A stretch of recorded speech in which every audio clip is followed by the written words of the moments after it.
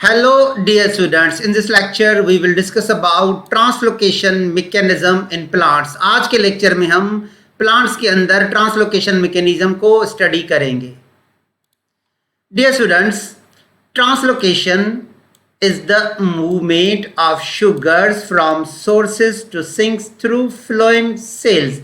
Translocation एक ऐसे mechanism को कहा जाता है जिसमें शुगर्स को ट्रांसफर कर दिया जाता है सोर्सेस से सिंक्स की तरफ और किसके थ्रू, फ्लोएम सेल्स के थ्रू. तो सबसे पहले आप दो क्वेश्चंस पूछोगे, सोर्सेस किसे कहते हैं और सिंक्स किसे कहते हैं. डियर स्टूडेंट्स, यहाँ पे आपको इस इमेज में लीव्स नज़र आ रहे हैं. लीव्स को सोर्सेस कहा जाता है.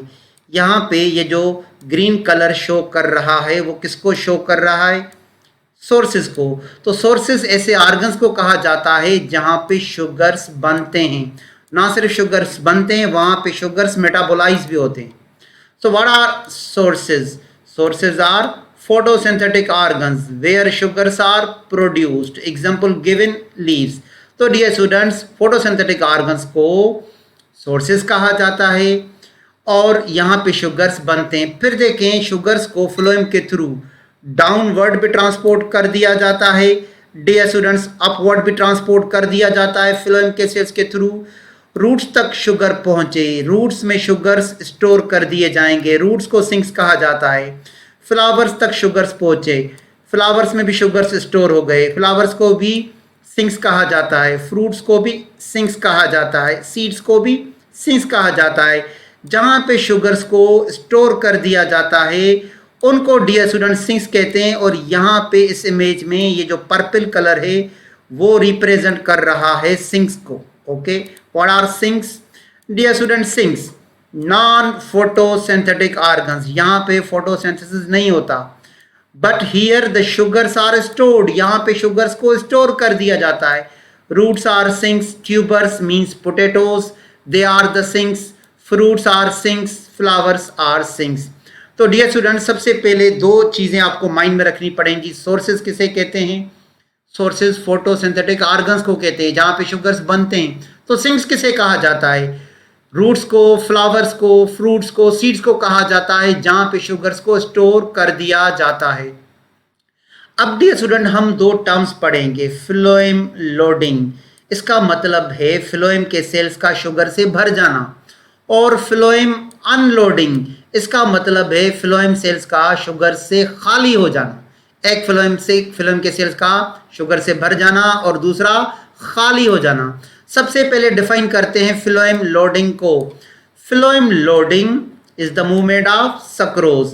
पहले डियर स्टूडेंट, सोर्सेज में ग्लूकोज बनता है, फिर उसको कन्वर्ट कर दिया जाता है सक्रोज में और सक्रोज को ट्रांसफर कर दिया जाता है सोर्स सेल से. पहले कंपेनियन सेल में, उसके बाद सीव ट्यूब सेल्स में ऑफ द फ्लोएम. तो डियर स्टूडेंट, फ्लोएम लोडिंग एक ऐसा स्टेप है ट्रांसलोकेशन का जिसमें सक्रोज को सोर्स सेल से फ्लोएम के सीव ट्यूब्स में ट्रांसफर कर दिया जाता है. देखें किस तरह. अब आपको एक इमेज नज़र आएगा. सबसे पहले इस पिक्चर में, इस इमेज में आपको ये ग्रीन कलर का सेल नज़र आएगा और इसमें आपको क्लियरली क्लोरोप्लास्ट नज़र आ रहे हैं, फोटोसिंथेटिक ऑर्गेनील्स नज़र आ रहे हैं. डियर स्टूडेंट, इस सेल को कहा जाता है सोर्स सेल्स जहाँ पे शुगर्स बनते हैं. और डियर स्टूडेंट, यहाँ पे ये जो शुगर्स बनते हैं जिसको मैं सर्किल कर रहा हूँ, पहले यहाँ पे ग्लूकोज के मॉलिक्यूल्स बनेंगे, फिर ग्लूकोज को कन्वर्ट कर दिया जाता है सक्रोज में. अब सक्रोज को आगे भेजा जाएगा, सक्रोज को आगे ट्रांसफर कर दिया जाएगा नियर बाय सेल्स में और इस सेल का नाम है डियर स्टूडेंट कंपेनियन सेल. ध्यान से अब डेफिनेशन को समझना बेटा कि कंपेनियन सेल किसे कहते हैं. Companion cells are the specialised parenchymatous cells of phloem. Companion cells phloem के पैरेनकाइमेटस सेल्स होते हैं. ये लिविंग सेल्स होते हैं, इनका अपना न्यूक्लियस होता है और इनमें बहुत सारे माइटोकॉन्ड्रिया पाए जाते हैं. तो अब देखें, सक्रोज के मॉलिक्यूल्स कहाँ पहुँच गए? कंपेनियन सेल्स में. अब यहाँ कंपेनियन सेल्स से इन शुगर के मॉलिक्यूल्स को आगे ट्रांसफर कर दिया जाएगा. कहाँ पे ट्रांसफर कर दिया जाएगा? फ्लोएम के एक ट्यूब लाइक सेल्स में, जिसको मैं मार्क कर रहा हूँ. डियर स्टूडेंट, ये ट्यूब लाइक सेल्स हैं, मेन कंडक्टिंग सेल्स हैं फ्लोएम के. इन सेल्स को क्या कहा जाता है? इन सेल्स को सीव ट्यूब्स कहा जाता है। Sieve tubes are main conducting cells of phloem. तो देखें डियर स्टूडेंट, शुगर्स जब आप सोर्स सेल्स को देख रहे हो तो यहाँ पे मैं मार्क कर रहा हूँ शुगर के मॉलिक्यूल्स थोड़ी क्वांटिटी में है मगर फ्लोएम में ज़्यादा क्वांटिटी में है। तो जब भी मॉलिक्यूल्स लोअर कंसंट्रेशन से हायर कंसंट्रेशन की तरफ जाते हैं इसको क्या कहा जाता है? Active transport. तो dear student, sucrose is loaded into phloem via active transport. इसमें एटीपी का कंजप्शन होगा। तो अब सबसे पहले हमने फ्लोएम लोडिंग को क्लियर कर दिया। इसमें शुगर के मॉलिक्यूल सोर्स सेल से पहले कंपेनियन सेल में आते हैं, उसके बाद ये सीव ट्यूब में भर जाते हैं। अब आगे चलते हैं। नेक्स्ट स्टेप में हम डिफाइन करेंगे फ्लोएम अनलोडिंग को, यानी फ्लोएम के सेल्स का शुगर से खाली हो जाना। Phloem unloading, movement of sucrose from sieve tube cells into sink cells. अब डियर स्टूडेंट यहाँ पे देखें, जहाँ पे मैं मार्क लगा रहा हूँ ये है सीव ट्यूब, ठीक है डियर स्टूडेंट। और उसके करीब कौन सा सेल है? ये वाला, ये है कंपेनियन सेल, ठीक है। अब देखें यहाँ से शुगर्स खाली हो रहे हैं, यानी यहाँ से निकल रहे हैं, यहाँ से चले जाएंगे कंपेनियन सेल में और कंपेनियन सेल्स में ये चले जाएंगे सिंक सेल्स में। डियर स्टूडेंट, सिंक सेल्स आप रूट सेल्स को भी कह सकते हो, ठीक है डियर स्टूडेंट्स। और देखें क्या लिखा हुआ है, sugars are actively unloaded by companion cell. यहाँ पे डियर स्टूडेंट देखें तो पहले से ही बहुत सारे शुगर्स स्टोर किए हुए हैं। तो यहाँ पे हाई कंसंट्रेशन है और यहाँ पे कंपेनियन सेल में लो कंसंट्रेशन है। जैसा कि मैंने कहा कि कंपेनियन सेल्स के पास बहुत सारे एटीपीज होते हैं, तो एटीपीज ब्रेक होंगे एडिनोसाइन डाइफॉस्फेट प्लस फास्फेट में। इनकी एनर्जी को यूज़ करते हुए कंपेनियन सेल्स सक्रोज के मॉलिक्यूल्स को आगे भेज देंगे सिंक सेल्स में। तो सीव ट्यूब में अगर शुगर सोर्स सेल से आए तो इसको कहेंगे फ्लोएम लोडिंग, और सीव ट्यूब से शुगर्स निकल के कहाँ चले जाएं? सिंक सेल्स में, इसको कहेंगे हम फ्लोएम अनलोडिंग। दोनों एक्टिव ट्रांसपोर्ट हैं डियर स्टूडेंट्स। अब जब शुगर्स यहाँ ऊपर से नीचे मूव करेंगे, एक सीव ट्यूब से दूसरे सीव ट्यूब में मूव करेंगे, यहाँ पे एक थ्योरी हमारे टेक्स्ट बुक में डिस्कस की गई है, प्रेशर फ्लो थ्योरी। तो डियर स्टूडेंट्स अब हम पढ़ेंगे pressure flow hypothesis. Dear students, the pressure flow hypothesis, also known as mass flow hypothesis, is the best supported theory to explain the movement of sugars through phloem shape. Dear students, इस hypothesis में जो कि Ernest much ने दिया था 1930 में, ये कहा गया है कि जब शुगर्स पहुंचते हैं कहाँ पे? सीव ट्यूब्स में, तो ये sieve tube near by xylem से पानी गेन करते हैं और जैसे जैसे पानी भरता जाएगा कहाँ पे? सीव ट्यूब सेल्स में, तो यहाँ पे हाइड्रोस्टैटिक प्रेशर क्रिएट होगा, पानी का प्रेशर क्रिएट होगा।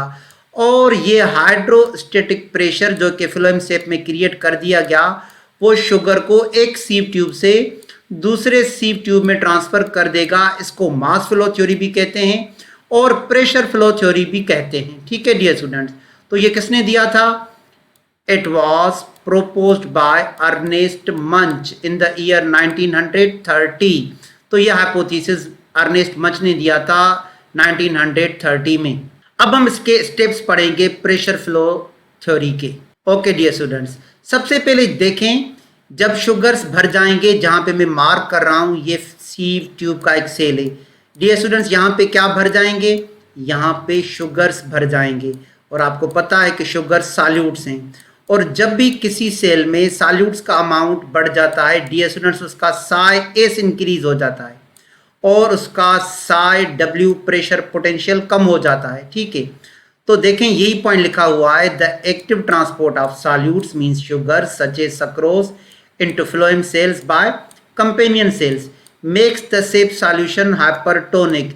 तो यहाँ पे ये जो सीव ट्यूब के सेल्स हैं डियर स्टूडेंट्स, ये हाइपरटोनिक हो चुके हैं। अब इसमें साई एस बढ़ गया है तो ये नियर बाय सेल से पानी अपटेक करेंगे और नियर बाय सेल्स जहाँ पे मैं मार्क कर रहा हूँ डियर स्टूडेंट, ये जाइलम के सेल्स हैं, जाइलम के वेसल्स हैं। तो यहाँ से पानी चला जाएगा, कहाँ चला जाएगा? सीव ट्यूब्स में। तो सीव ट्यूब्स में पानी का प्रेशर क्रिएट होगा जिसको आप और हम हाइड्रोस्टैटिक प्रेशर कहते हैं।